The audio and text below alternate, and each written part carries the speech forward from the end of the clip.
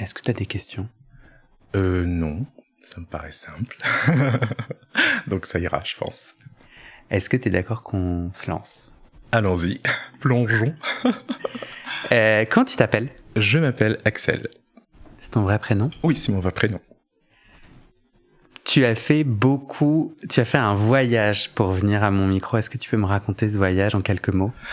En fait, j'habite à Rotterdam, en Hollande, en gros, voilà, j'ai souvent essayé d'écouter des podcasts parce que je suis beaucoup dans dans tout ce qui est développement personnel et compagnie, et je suis tombé sur un de tes podcasts que je les ai tous téléchargés, pratiquement tous écoutés déjà, et j'ai vu que tu avais un projet là-dessus, donc j'ai décidé de proposer ma participation. Mais du coup, t'es venu en voiture? Oui. Combien d'heures? Je suis parti à peu près à 9h30 et je suis arrivé là il y a quelques minutes. Donc il doit être, je sais pas, 5h, je pense, ou 4h30, 5h. Donc ça fait long. Pourquoi Enfin, vraiment, je suis déjà très heureux de t'accueillir chez moi. Merci. Pourquoi c'était important pour toi de participer? Et puis, certaines personnes prennent un coup de bus, un coup de métro parce qu'elles habitent à Paris, ou toi, t'as fait 6 heures de voiture. Pourquoi? J'ai fait 6 heures de voiture parce que j'avais vraiment envie de témoigner, et aussi parce que mes parents habitent à Orléans, qui est à 1h15 de route d'ici. Donc en fait, je joignais les deux activités ensemble. Pourquoi c'était important pour toi de témoigner? Parce que j'ai écouté les podcasts et les témoignages des gens, et ça m'a quand même impacté. Déjà parce que je me suis pas senti tout seul, et puis parce que ça m'a un petit peu obligé à peut-être remettre en cause certaines idées que je pouvais avoir par rapport à l'épanouissement sexuel des gens. Ouais. Allons-y, lesquels? Le témoignage de Julien, il y a pas longtemps, avec qui je me suis beaucoup retrouvé. Donc Julien, tu n'es pas seul. Rappelle-moi du coup, ou rappelle-nous pour ceux qui n'ont pas écouté celles et ceux qui n'ont pas écouté l'épisode. Alors Julien, c'était un jeune homme qui cherchait sa sexualité plus à travers le couple et l'histoire d'amour. Donc qui était plutôt dans je m'épanouis sexuellement avec quelqu'un dans une relation de couple que dans une relation éphémère, on va dire. C'est ton enjeu en ce moment? Ça l'a été pendant longtemps. Je n'ai conçu la relation sexuelle que à travers le couple, et j'essaye de changer ça. C'est un voyage compliqué. D'abord parce que je suis hypersensible et j'ai des déficits de l'attention, et que il faut que je déconstruise tellement de choses que c'est compliqué. Donc là, en ce moment, je suis en thérapie. Et tu peux m'expliquer en quoi l'hypersensibilité, les troubles de l'attention impactent ta vie intime et sexuelle? Oui, l'hypersensibilité, parce que en fait, pour ceux qui savent pas, en fait, les gens hypersensibles ont cette capacité, je sais pas si c'est le bon mot, mais en tout cas ce truc de ressentir les émotions plus fortes que les gens lambda. Donc quand on est, pour certaines choses, quand on est heureux, on est vraiment très heureux, mais quand on est malheureux, on est vraiment très malheureux. Et ça peut poser problème. Et les troubles de déficit de l'attention, ça a beaucoup joué aussi parce que, en tout cas dans mon cas, le symptôme que j'ai, moi, c'est la perte de focus. C'est-à-dire que je perdais, puisque maintenant j'ai un traitement, donc je perdais facilement le fil de mes idées, et quand je parlais avec quelqu'un, je pouvais pas avoir une conversation complètement suivie sans que mon esprit s'évade à un moment donné. Donc c'était compliqué.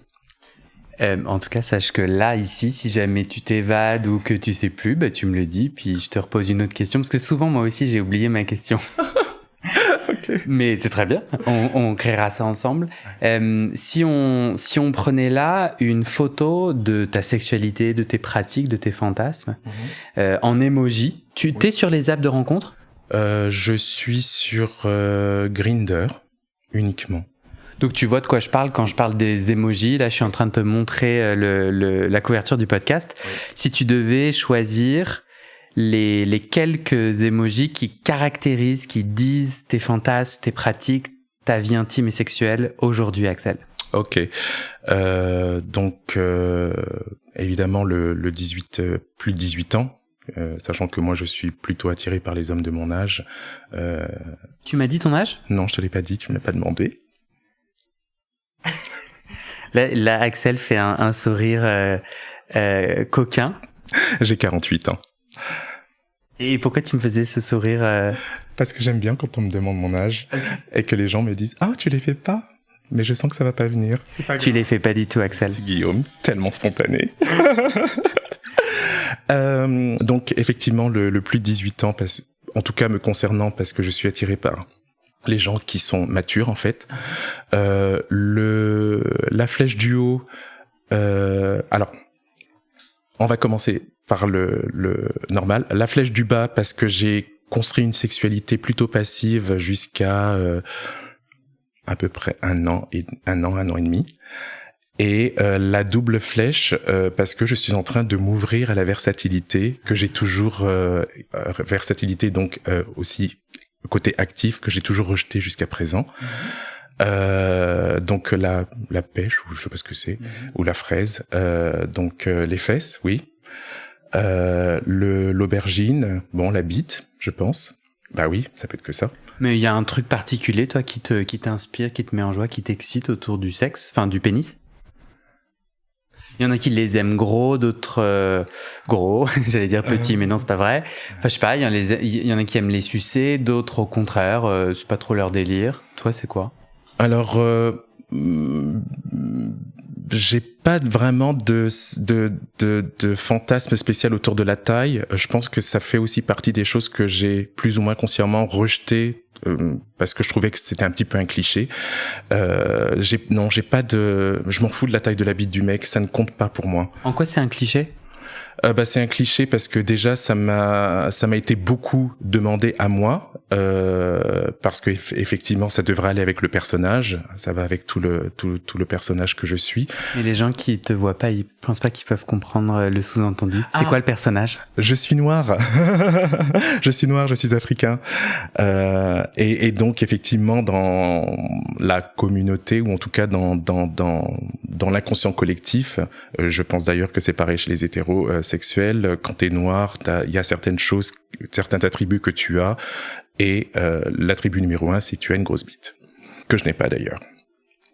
Donc du coup, peut-être par rébellion, ou je sais pas, je me suis toujours refusé à considérer la taille de la bite de quelqu'un comme quelque chose, comme quelque chose qui une condition en fait. Ouais. Et est-ce que au fond de toi, tu nourris quand même le fantasme et une forme d'incohérence de quand même d'être un peu excité, là si on le dit à personne entre toi et moi, j'entends que ta raison fait que tu te dis non mais là, c'est idiot, puis en plus c'est des clichés racistes, mais est-ce qu'au fond de toi une grosse bite t'excite, genre dans ton intimité toute nue? Alors honnêtement, en vidéo, enfin en porno, je trouve que c'est joli parce qu'effectivement esthétiquement voilà. Plus qu'un sexe plus petit? Mon Dieu, je vais sortir les choses. En fait, ce que j'aime dans les sexes plus petits, psychologiquement et visuellement, parce que je suis très visuel, c'est de me dire que le sperme a moins de voyage à faire pour sortir. Et d'après mon expérience, quand les sexes sont petits, le sperme est plus abondant. C'est mon expérience, ça veut pas dire que... Voilà. Donc du coup, me dire que le sperme doit faire 15 km avant de sortir, bon, voilà. Super, donc on va vers les petites gouttes. On va faire les petites gouttes. Donc t'as une excitation, une joie autour du sperme, de l'éjaculation? Oui, correct. Correct. Pardon, j'ai eu un petit moment québécois là. Correct. J'ai habité à Montréal.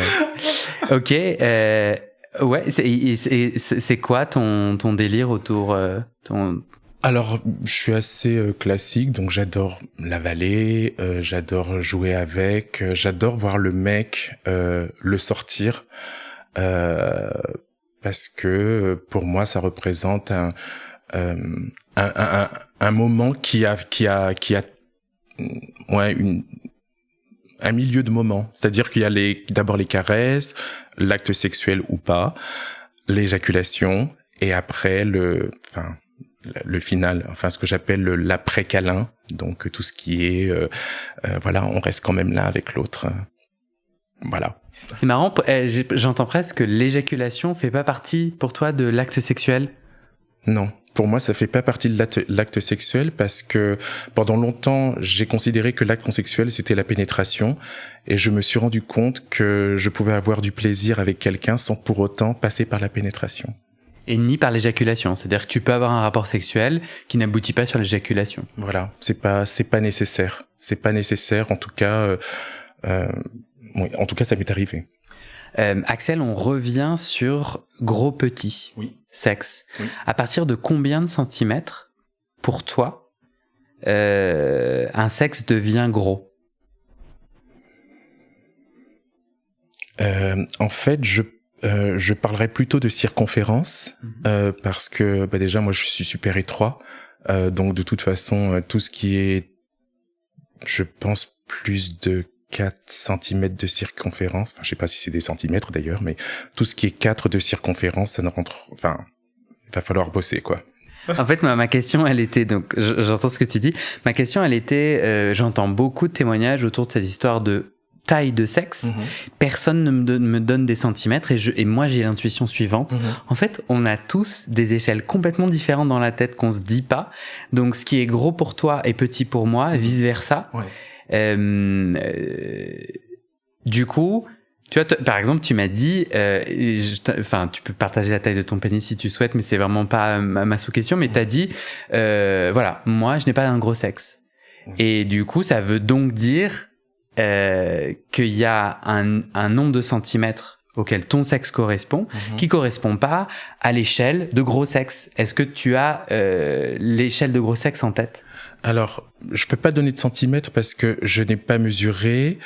J'ai dû mesurer une fois quand j'étais plus jeune et ça devait osciller entre 17 et 18. Mais ce que je vois sur les apps et sur les pornos et compagnie, c'est que visuellement les gens ont l'air d'avoir des bites énormes quoi. Et moi je suis là, ou alors des fois je vois sur Grindr et le mec il dit 22 par 5, enfin moi je regarde et je me dis mais enfin qui peut prendre ça quoi. Bon apparemment il y en a qui peuvent, mais voilà, moi je me dis qu'à partir du moment où mon sexe est pas à plus de 20, au moins à pas plus de 20 centimètres, c'est pas un gros sexe. Et je pense que dans l'inconscient collectif, je dois pas être le seul à le penser. Très intéressant. Pour moi, et c'est des opinions, hein, donc c'est pas du tout. Pour moi, tu as un gros sexe. Ah bon? Bah écoute, ok. et je te dis ça avec un clin d'œil de venir. En fait, peut-être ce que j'entends, c'est que chacun se crée une histoire, se crée des normes. Et je suis d'accord, hein, c'est la société qui nous le donne, qui nous l'indique et tout. Mais je serais pas étonné que tu puisses rencontrer des gens qui aiment les gros sexes et pour qui 17-18, ça fait le job. Ok, bah, ouais, peut-être que ça réglerait certaines anxiétés. Ah bon? C'est une anxiété pour toi, la taille du sexe? Il y a deux choses qui sont, oui, je pense, parce que et, comme je disais, j'étais plutôt passif. Je fais un travail pour aller vers la versatilité. J'arrive pas à la garder dure quoi. Donc du coup je suis quand même relativement anxieux parce que j'arrive pas à la garder dure et deux parce que dans ma tête elle est de toute façon pas suffisamment grosse pour je sais pas pour faire ce qu'il y a à faire je pense. Ouais. Ok. Moi, j'aimerais qu'on parle de la versatilité, mais avant ça, on termine les émojis. Est-ce que tu en vois d'autres qui sont déterminants pour toi? Donc, le couple, l'arc-en-ciel.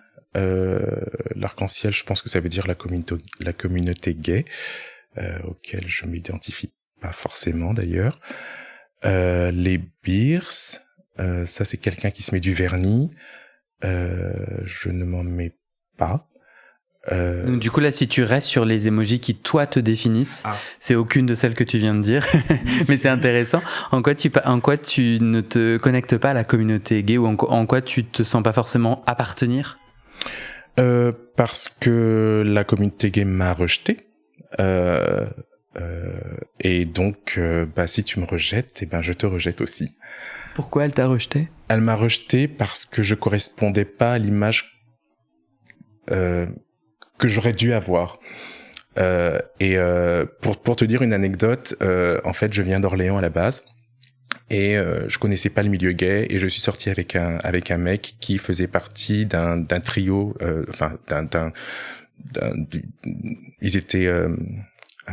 ils travaillaient ensemble et ils allaient ouvrir le premier bar gay d'Orléans.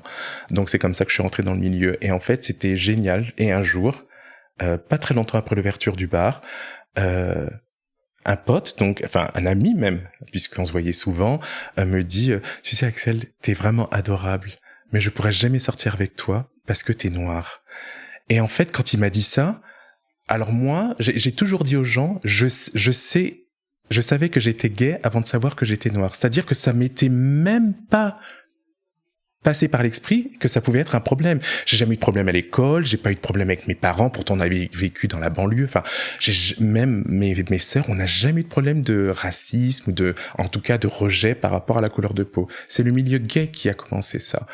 Et après, il y a ce fameux débat de est-ce que c'est des préférences ou du racisme? Bon, voilà quoi. Mais globalement, voilà quoi. Et du coup, j'ai commencé à me dire mais oui. Donc quand je suis sorti avec ce gars-là et qu'on est passé au pieu et que ça n'a pas marché, c'est parce que peut-être qu'il attendait quelque chose de moi qui ne correspondait pas à comment il a été élevé, ou je ne sais pas. Donc du coup voilà. Et puis après oui. Après j'ai compris que certains voulaient pas de moi parce que noir quoi. Et j'ai dit ok. Et du coup, je me suis un peu retiré. Je me suis retiré. Bah ouais, complètement. Et est-ce que tu vois l'impact?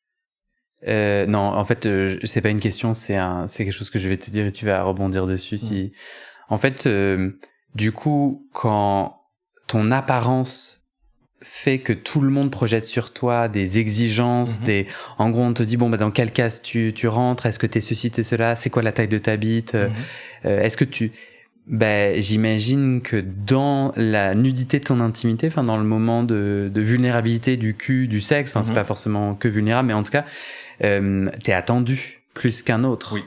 En plus de la violence du racisme, il y a peut-être des attentes sous-jacentes qui font, tu m'étonnes que parfois tu la gardes pas dure. J'ai pas trop étonné quoi, si la pression quoi. Je pense que je suis pas tout à fait innocent, parce que la pression je me la mets aussi. Je veux tellement réussir à me prouver que je peux être versatile, puisque j'ai compris il y a pas longtemps que j'étais passif plus par rejet de cette image qu'on avait de moi. Et que je me rends compte que j'aime regarder le cul d'un mec, que j'aime, ça m'est arrivé une fois d'y arriver, c'était génial. Le truc, c'est que j'ai besoin d'une certaine intimité, complicité. Je peux pas faire ça avec un mec comme ça sur Grindr, où on se rencontre après 2 phrases échangées. Et c'est compliqué. Parce que globalement, je me rends compte que ma sexualité, elle est construite sur 2 piliers majeurs qui sont la rébellion et le manque d'opportunité. Et le manque d'opportunité fait que je me sens frustré. Je crois que j'ai entendu l'aspect de rébellion autour de tout ce qu'on attendait de toi, et que tu dis du coup je deviens passif comme ça, je suis plus le noir à grosse bite. Le noir actif. Le noir actif à grosse bite. Sur l'aspect opportunité, raconte-moi. À Orléans, il y a des personnes, à Rotterdam aussi, j'imagine. Ah oui, mais là c'est différent. La différence entre la France et la Hollande est vraiment différente à ce niveau-là. Donc là, depuis que t'habites à Rotterdam, c'est la teuf du cul. Alors, je dirais pas que c'est la teuf du cul, parce qu'en fait, ce qui s'est passé, c'est que j'étais en couple et avec un homme que j'ai quitté juste avant le confinement, le tout premier. Donc, j'étais pas du tout en état de me remettre à faire des plans cul. En tout cas, pas à ce moment-là. Après ça, j'ai rencontré, après disons 2 mois, j'ai rencontré un garçon avec qui j'ai couché. Et ça a été la dernière fois que j'ai eu ma foi sexuelle. Donc, je crois que la dernière fois que j'ai couché avec un mec, ça doit faire il y a 3 ans. Ok. Voilà. Qu'est-ce qui s'est passé avec lui? Pendant ces 3 ans, pourquoi soit est-ce que lui a été déclencheur de cette pause de 3 ans? Non, c'est moi, parce que je souffrais beaucoup trop pour plusieurs raisons, et j'ai fini par me dire que le seul moyen de plus souffrir, c'est de commencer à travailler sur moi. Donc j'ai commencé un travail sur moi, personnel, à me poser des questions, à lire, à consulter. Voilà. Donc. Et ce travail sur toi, t'avais besoin qu'il se fasse sans sexualité, c'est ça? Que, en tout cas, des rapports sexuels, tu le sentais pas. Enfin, depuis 3 ans, tu le sens pas. Non, oui, c'est exactement ça, parce que j'admirais un peu comme Julien dans son témoignage, si j'ai bien compris, j'admirais ces gens qui arrivent à faire des plans cul comme ça. Déjà, je suis jaloux des gens qui ont tant d'opportunités, parce que quand j'écoute les podcasts, je me dis, mais moi, ça m'arrive jamais que je vais sur Grindr et que j'ai 15 mecs qui sont à mes pieds, quoi. Enfin, je veux dire, moi, déjà, s'il y en a un, c'est déjà bien, et si en plus il me plaît, c'est ok. Mais ce que je veux dire, c'est que le sexe, c'était pas quelque chose que j'arrivais à faire en dehors, sans me projeter dans un potentiel couple, en fait. Et c'est ça que j'essaye de déconstruire. Et j'y n'y arrive pas, c'est compliqué. Moi, je connais personne, et puis les témoignages s'accumulent, et je détiens pas la vérité. Je connais personne qui sait faire des plans cul comme ça, sans impact.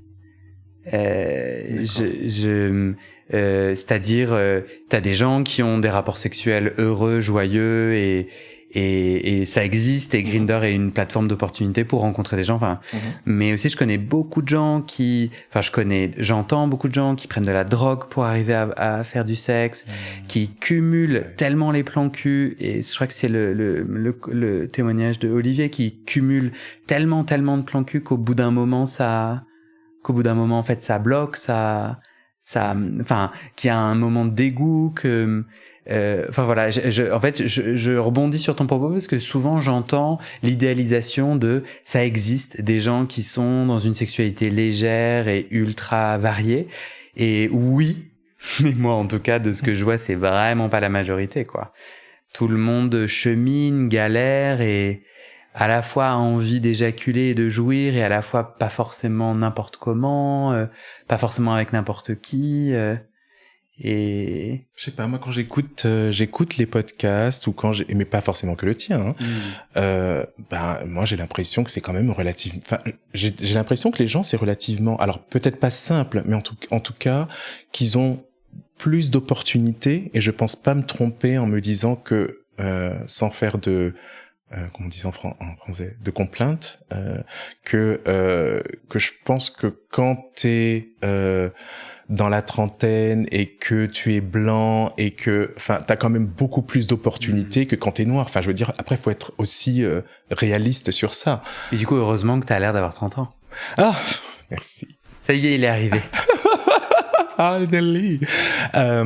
Et du coup, non, c'est vrai que donc tu peux pas cacher que t'es noir. Non. Mais sur cette histoire d'âge, et je pense que en effet, au-delà de 40 ans, sur Grindr, tu passes aux oubliettes, ou à moins que tu sois peut-être ultra musclé, ou peut-être daddy, tu vois, il y a peut-être. En tout cas, bon, les catégories et les sanctions s'imposent dans la tristesse absolue. Ouais.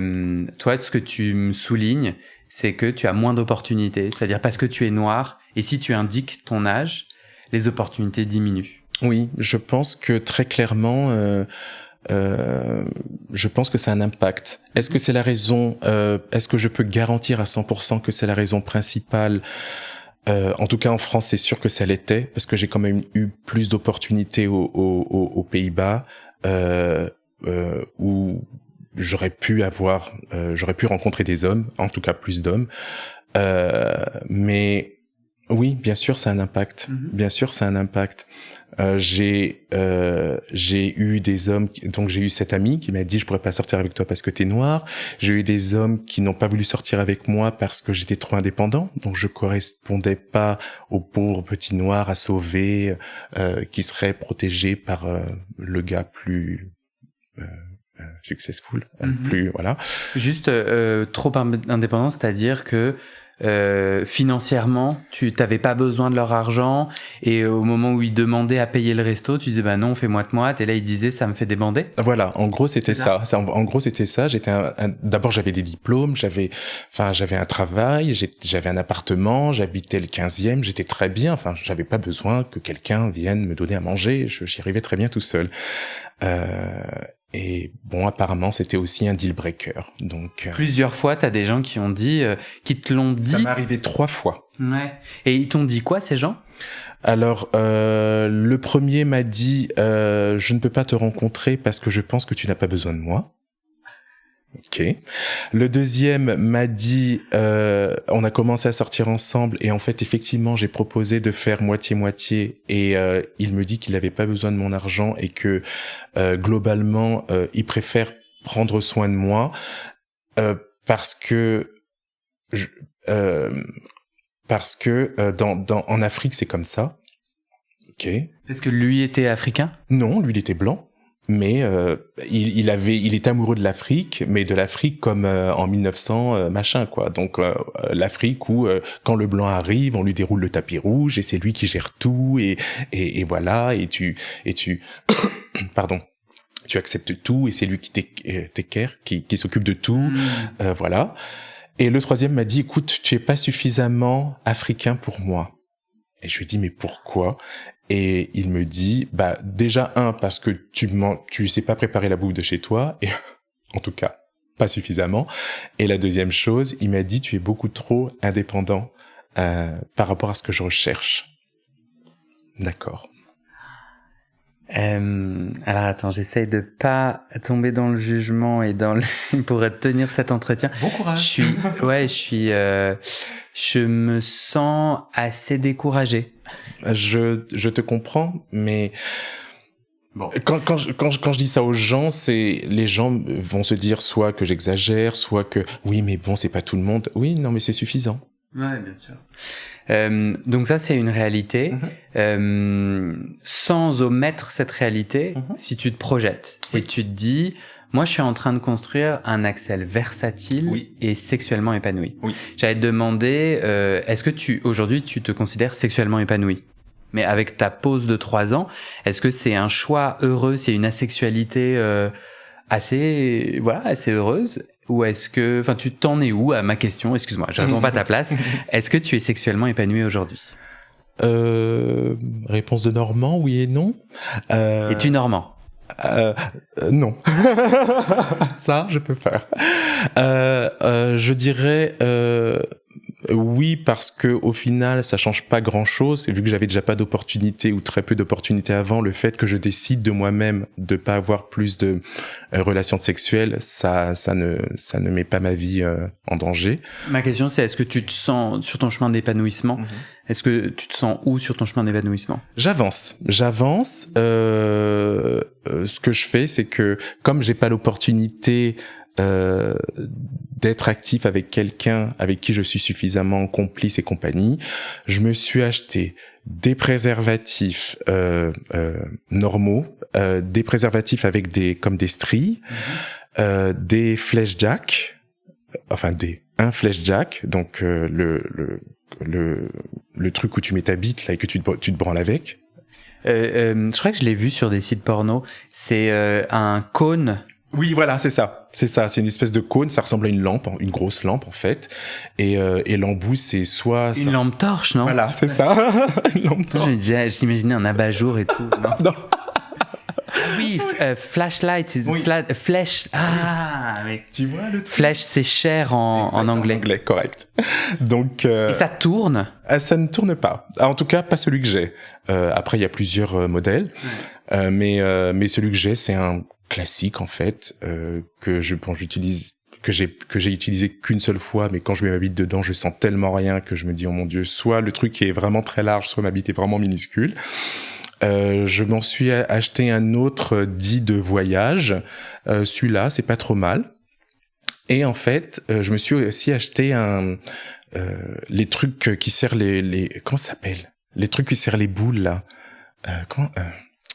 C'est un anneau. Le cock ring, voilà. Le cock ring. Voilà. Donc, ce que je fais, c'est que, je m'entraîne à sensibiliser mon sexe à la pénétration. Et comme je suis beaucoup branlé, à la main directement, je mets le préservatif pour diminuer la sensation. Parce que je sais que quand je rentre dans quelqu'un, la sensation est moins forte que quand c'est ta main, bien sûr.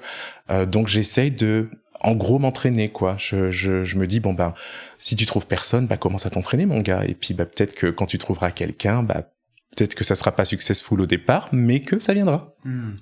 À ton avis, ça vient d'où? Cette idée de performance dans la sexualité. Imagine un monde où en fait quelqu'un tombe amoureux de toi, de ton corps, de ta façon de rire, de dire, de faire, parce que t'es fan de ceci ou parce que vous partagez des intérêts communs. En tout cas, il y a un truc qui se fait. Et un monde dans lequel le sexe, du coup, c'est comme on fait la cuisine ensemble. C'est-à-dire que, surtout quand on va essayer des nouveaux trucs, des nouveaux plats, en fait, ça va être trop cramé ou pas assez, ou ça va être bon, etc. Donc, que le sexe, c'est pas cette chose linéaire avec une note à la fin. Et donc, il y a des jours où je bande pas, d'autres où je bande. Il y a des jours avec omelette, d'autres sans. Je ne sais pas quelle est l'image métaphorique que j'ai voulu faire. Et ça te vient d'où cette idée que tu dois être prêt à la pénétration, que tu dois du coup t'éduquer à la pénétration pour, t'as employé le terme réussir, il me semble? Pour y arriver, en tout cas. Pour y arriver, ouais. Oui, alors ça doit venir du fait que sur les 4 très longues relations que j'ai eues, sexuellement, ça n'a jamais fonctionné, parce que je me suis rendu compte que à part un, ils étaient tous en fait passifs. Ils m'ont fait croire qu'ils étaient versatiles, et en fait, arrivé au lit, ça marchait pas. Ils y arrivaient jamais. Et du coup, au lieu de me dire tant pis, comme j'entendais dans les podcasts, tant pis, sois actif, je me suis dit non. Parce qu'en fait, tu m'as choisi parce que tu fantasmais sur le fait que je sois actif alors que je ne le suis pas. Tu m'as choisi pour de mauvaises raisons, donc c'est non. Et du coup, on pouvait rester ensemble 3-4 ans, comme avec le dernier, 5 ans, je crois, sans avoir de relations sexuelles. Parce que toi, dans ton cœur, ce que tu disais tout à l'heure, c'est tu as été passif par rébellion, mais... Ou non? Aussi parce que j'aimais ça. J'ai construit ma sexualité depuis que je suis tout petit. J'ai toujours traîné avec des filles. Je me suis toujours identifié aux filles. Moi, quand on regardait, alors on n'est pas la même génération, mais moi à l'époque c'était Dallas, Dynasty. Moi j'étais Pamela, quoi. Et je voyais Bobby qui se battait pour Pamela, et moi je me disais non mais moi aussi je veux que Bobby se batte pour moi comme ça. La honte. Et avec mes copines, on allait, j'étais pas comme ça, j'étais beaucoup plus mince bien sûr, mais on allait à Pinky, Jennifer, s'acheter des t-shirts et enfin comme une meuf, quoi. J'étais vraiment comme une fille. Et donc je me suis identifié aux filles et à leur façon de penser et à leur drama et à la façon dont elle pensait que un homme qui t'aime doit se comporter. Donc un homme qui t'aime doit, si tu le largues, il doit tout faire pour te récupérer parce qu'il peut pas vivre sans toi. Enfin tout un espèce de drama ridicule que j'ai compris, que j'ai vite évacué, que j'ai évacué. Mais voilà. Donc du coup, l'activité n'allait pas avec Pamela. Être actif. Ouais. Voilà, être actif, ça n'allait pas. C'est quand t'es une femme et que tu reçois, c'est l'homme qui te pénètre. Sans parler de domination, hein, mais voilà, le rôle de la femme, elle ne peut que recevoir a priori. Donc, non, elle peut enfiler un jockstrap et pénétrer. Elle peut. Mais alors à l'époque, j'étais pas du tout dans ces considérations-là, je savais même pas que ça existait. Donc. Du coup, aujourd'hui, tu as en toi une part plus passive qui veut être pénétrée, et tu la connectes à ta part de féminité ou la femme en toi. Alors aujourd'hui, avant je voulais être passif parce que je me considérais plus comme le côté féminin, on va dire. Aujourd'hui, la passivité, je l'aime toujours, mais pour d'autres raisons, parce que ça me fait plaisir, parce que j'ai envie de l'être, parce que j'ai envie de partager. Donc c'est déjà un état d'esprit différent, et c'est aussi pour ça que j'ai envie d'essayer le fait d'être actif, parce que je sais que ça me ferait plaisir à moi, mais de la même façon que j'ai dû m'entraîner, enfin je sais pas comment dire, pour être passif, être actif, surtout au jour d'aujourd'hui. Il y a que les gens qui ont quelque chose pour toi, un respect, une attraction, une patience, qui vont accepter que tu la gardes pas dure. Les gens qui vont sur Grindr et qui ont envie de se faire niquer, si t'arrives en disant bah désolé, bah voilà quoi, ils vont jamais te rappeler. Et à côté de ça, j'ai aussi beaucoup de mal à comprendre les gens qui font des plans cul, avec qui ça se passe très bien, comme j'entends souvent, oh c'était génial et tout machin, et ça s'arrête là. Mais de toute façon, ça c'est les autres. Toi, oui. toi, t'es pas. Tu m'as dit que t'avais pas envie. Toi, t'as besoin de connexion émotionnelle et plutôt tu connectes le sexe à l'amour ou au sentiment amoureux même naissant. Oui, c'est ça. Donc les plans, en fait, c'est pas pour toi. Oui, mais il faut que il faut que j'arrête ça. Bah, ça fait 3 ans que t'en as pas fait. Oui, mais justement, je voudrais faire des plans. Je pense qu'il faut que je fasse des plans. Mais le problème, c'est que si ça se passe bien, moi, je peux pas m'arrêter à bonne soirée parce que je ne comprends pas. Peut-être qu'il faut que j'aille voir un psy, je sais pas. Mais je ne comprends pas quand tu couches avec quelqu'un et que ça se passe bien sexuellement. Pourquoi tu veux pas en savoir plus sur la personne? Pourquoi tu veux pas aller plus loin? Je dis pas qu'il faut se marier, mais je sais pas. C'est tellement dur de trouver quelqu'un avec qui ça match que je me dis que si ça match bien au lit avec un mec, bah j'aimerais bien voir ce que ça peut donner. On se projette dans 2 ans, Axel. On se retrouve. Peut-être que c'est moi qui sera à Rotterdam, ou peut-être que toi. Tu es bienvenu. Y a pas de problème. J'ai 100 mètres carrés, donc vas-y. Hein. Y a pas de souci. Merci. On se retrouve dans 2 ans. Tu aimerais me raconter quoi? Tu aimerais avoir fait advenir quoi dans ton chemin d'intimité et de sexualité? J'aimerais te dire que j'ai cassé certaines barrières. Hashtag être capable de faire du sexe sans pour autant considérer que ça peut déboucher sur une relation. Déjà, ça me ferait moins souffrir. Juste que je comprenne, pourquoi c'est important pour toi d'arriver à faire du sexe sans émotion? Enfin, sans continuité? Parce que c'est le seul moyen que je connais pour avoir des opportunités. En tout cas, moi, j'ai pas eu l'expérience de gens qui veulent coucher avec moi et rester avec moi. C'est ok pour des plans cul, t'es assez bien pour un plan cul, mais t'es pas assez bien pour plus. Donc voilà. Puis moi, j'ai des envies aussi à un moment donné. Donc faut que j'arrive à casser cette barrière et me dire ok, tu seras capable de coucher avec lui. Sans que, en tout cas, je te dirai ça dans 2 ans, je suis capable aujourd'hui, Guillaume, de coucher avec un homme et d'accepter que ça n'aille pas plus loin. Et sans que ça me fasse mal. J'aimerais aussi te raconter que j'arrive à être actif et que les fois où j'y arrive pas, c'est pas grave. Parce que, c'est la vie et que ça arrive à tout le monde. Et te dire que j'ai rencontré quelqu'un et que je suis en train de construire et de partager une vie top avec cette personne. Voilà.